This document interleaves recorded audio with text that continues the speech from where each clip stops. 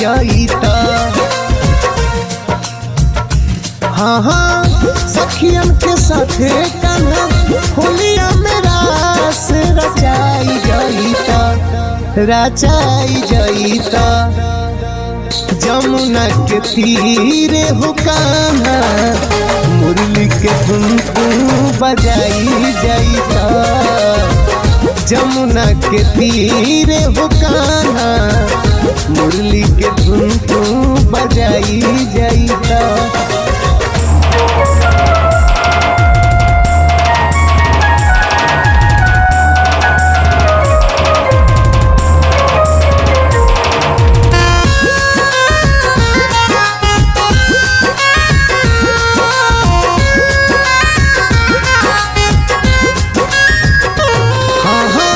हमनी के साथे कान्हा खेल लिहा होली, कर लिहा सखियन से हंसिया ठिठोली।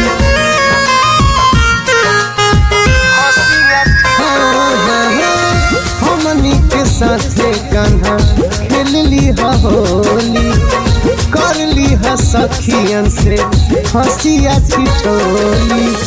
मोहिनी मूर्तिया कान्हा हमनी के आपन देखाई जाईता, देखाई जाईता। जमुना के तीरे हो कान्हा मुरली के धुन बजाई जाईता। जमुना के तीरे हो कान्हा मुरली के धुन बजाई जाईता।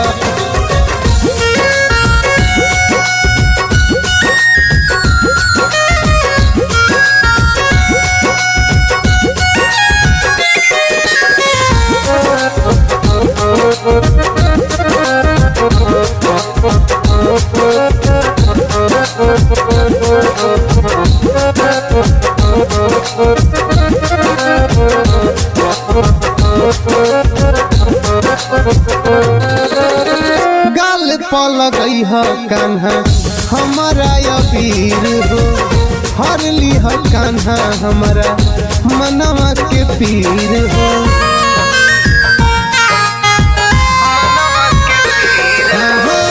गाल पल गई है कान्हा हमारा अबीर हो, हर लिह कान्हा हमारा मनवा के पीर हो।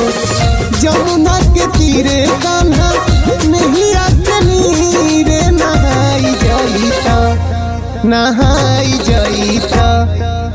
सखियन के साथ हो कान्हा होलिया में रास रचाई जाईता।